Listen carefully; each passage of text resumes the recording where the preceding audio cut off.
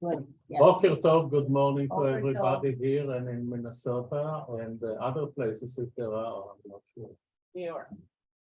Really? Oh, Yeah, New York? my And daughter her is daughter, yeah. Got her horns. That's wonderful, and New York and other places, so. Where's we New are- York? We are recording it, so I will do some recap of last week and the overview of what is the purpose of this class, which has to do with the attempt of the current government to reform, which is euphemism, to undermine the independence of the Israeli Supreme Court. For the past 25 or 26 weeks, hundreds of thousands of Israelis are going on Saturday night to the street to demonstrate. In Tel Aviv, on a regular basis on Shabbat night, you have about close to 150,000 people. And all over the country, in intersection highways, people are coming out. So they are defending the democracy. They're defending the right of Supreme Court and the independence of the judiciary. We can really get something out of that about civil and individual engagement in preservation of democracy. And so this is It- like a bit, what you're giving us is a build-up to what we're having today. Well, it's a context of things that happened in the past, how the state survived and recapture its identity as a democratic state. So this is really the background why I'm doing this class. And it's extremely important. There has never been such a challenge to Israeli democracy since 1948, 1949. And this is a big story. This is a big story. I mean, just imagine the Israeli democracy, how it came about. Who are the leaders of Israel? I'm just going to recapture. They came from Eastern Europe, from autocratic Tsarist Russia, from non-democratic regime, and they created a democracy. They didn't come from England. They barely came from the United States, with some exception. Among them, believe it or not, a person who was born in Chicago, went to the University of Chicago, law school, and he became Chief Justice in Israel, Shimon Agranat, With the we were- pipe in his mouth. all the way till he died, right? So as at one point I mentioned to you my personal relation to it, my uncle of my father was the first Supreme Court Justice of Israel, the Chief Justice of the Supreme Court in Israel, and they carry the same name. And so, where does he come from? From Tsarist, not Tsarist, from Russia. I mean, all these people are coming from non-democratic tradition, and they created a democracy, which is a marvel. Ben-Gurion was educated in law where? In Ottoman Empire. These people had no clue about democracy. And the marvel is that they created a vibrant democracy in the Middle East. A standing democracy with no constitution. So it tells you something, and we discussed the issue of constitution, pro and con, good or bad, but you can tell one thing, that constitution is not necessarily a precondition for the preservation of democracy. It's the way that people react and behave. In all the Arab countries, you have an unbelievable socialist constitutions. Marvel to the eye, but it's a banana republic, dictatorship, not a real democratic regime. In Putin Russia today, they have an unbelievable constitution. Not Could you necessarily. define how you say banana republic? What's your definition? South America, South America. dictatorship that are coming up and down. Yes, okay. It's not that I created, it's a common usage. Now we have here someone who can tell us something about what does it mean, the demonstration in Kaplan's in Tel Aviv.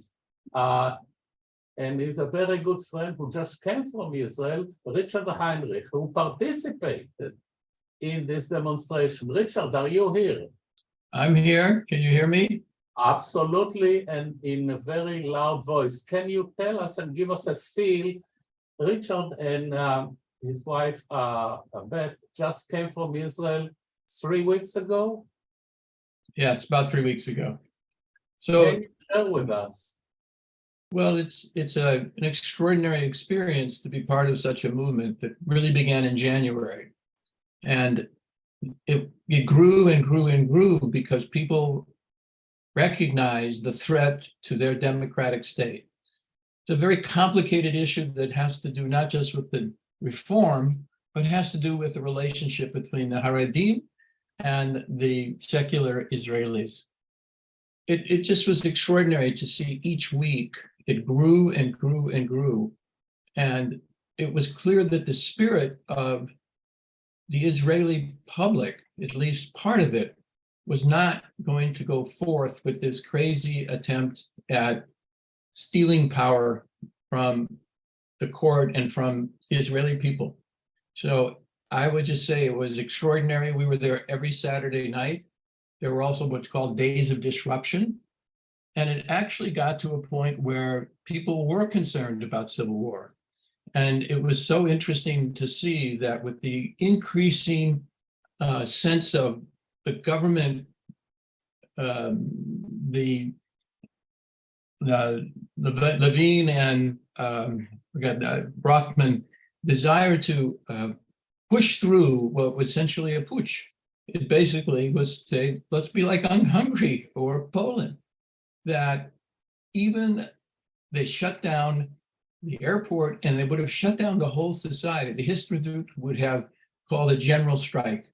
So, and that's when Netanyahu, who it seems is most concerned about not going to jail rather than the long-term viability of Israel. And anyway, that in short it was extraordinary. It was clearly felt by everybody. And there was a sense of possible civil war. So it was scary as well. No, thank you. And it's not over yet. As I recall, a month ago, when Netanyahu decided to fire his Minister of Defense, the country was on the verge of a civil war because people who served in military units, in pilots and commando units were about to say that they are not going to military service because of that attempt to undermine the security of the country. And he backed away. He has an attempt to dismiss one of the elements is basically that election of Supreme Court justices will be carried not according to professionalism, but rather by political cronies of the current prime minister. And that's really the core of the issue. And there is unbelievable attack, basically, you can explain the demonstration as an attempt, as a very successful so far, to block this unbelievable attempt. Why does people keep re-electing Netanyahu? I mean, there's all these people that are out. Not necessarily re-electing Netanyahu. If you notice, Likud has about 32 members in parliament, which is about 25% of the population, not more. He has his partners from the Otzma Yehudit and the other religious party are extreme right-wing, border with the point of view on fascism. One of them, Ben Gvir, who is now the Minister of National Security, was not allowed to serve in the Israeli army because there was fear that he is a fascist. He was a Kahana, and Kahana at the time was disallowed to participate in election because of his fascist view. You know, he came here once. One Friday night, he came to here. to the synagogue, yes. I know he was very big in Brooklyn. Yeah, well, he was in Chicago for something and he Okay. walked in during the service. Everybody must have But- just but, stopped uh, breathing. So this is where we are. I mean, it's a real fight and it's not over. No, It's not over. And no one should assume that the danger is over. It's not.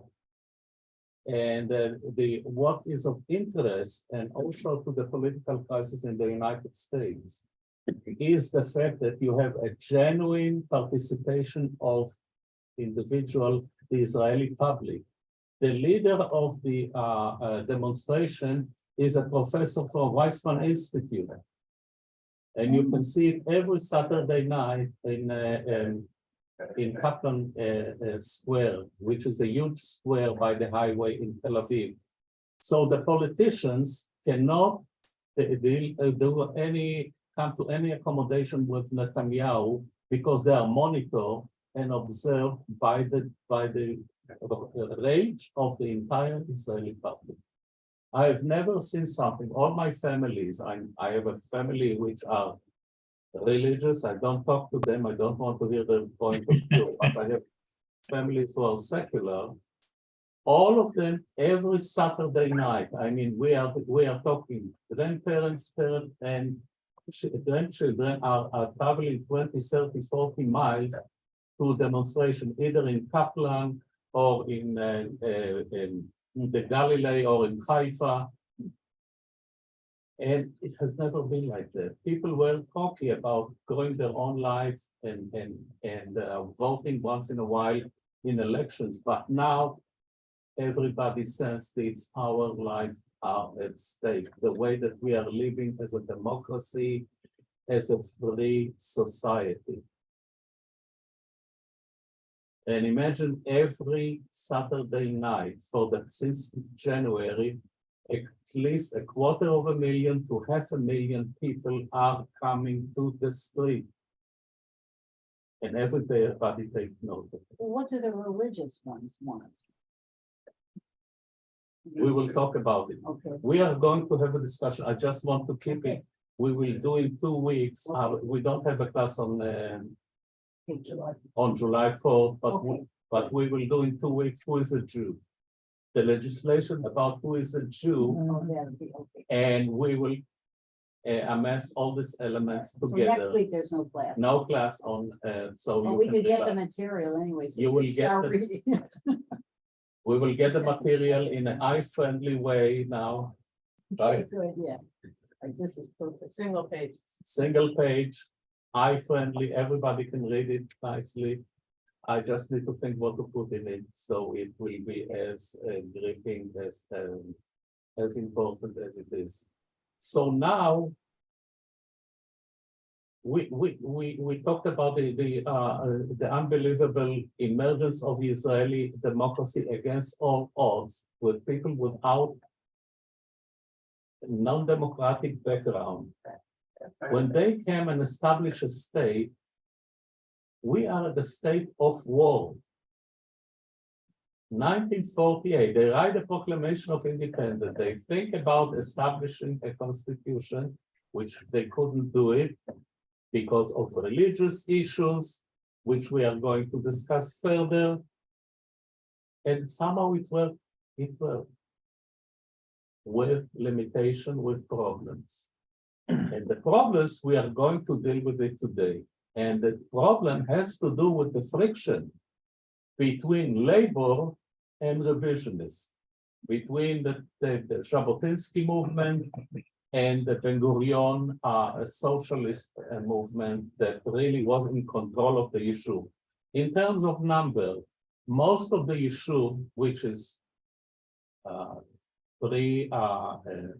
establishment of the State of Israel, labor, the socialists had, and the Haganah, which is the army before IDF was established, had about, in terms of number, they had about 60,000 soldiers, 60, at the height in May of 1948. Etzel had about 5,000. I'm just giving you proportion. Lehi, which is Lochamei Cherut Israel, or the Stern Gang, as the British would like to call them, had about 500 individuals. So these are the proportions. In terms of political agenda, before we go to the friction here, the revisionists and the labor had a totally different agenda about how to create a state. The revisionists said, no compromise, we need to force the British to establish immediately in 1917 or 1920 a Jewish state. Immediately. The labor were more rational and more pragmatic, and they said, we need to establish fact on the ground and not talk much. Get money, get funds, get support from the British behind the scene, not in a formal way. Get a military training to prepare us to have a state. We're a minority in this country. Jews in 1917 were about 80,000, Arabs were 700,000. We need immigration, we need to keep a low profile. The other side, they were very declarative, very formalistic. We got the Balfour Declaration, we need a state on both sides of the Jordan River. Not only on this side, but in the Hashemite kingdom, what eventually be developed. So this is an agenda between very rational, pragmatic, low-key labor movement and socialist and radical revisionist led by Jabotinsky. Eventually, Jabotinsky died of a heart attack in 1940, and Begin assumed his position as leader of the revisionist party. He is fleeing the Nazi regime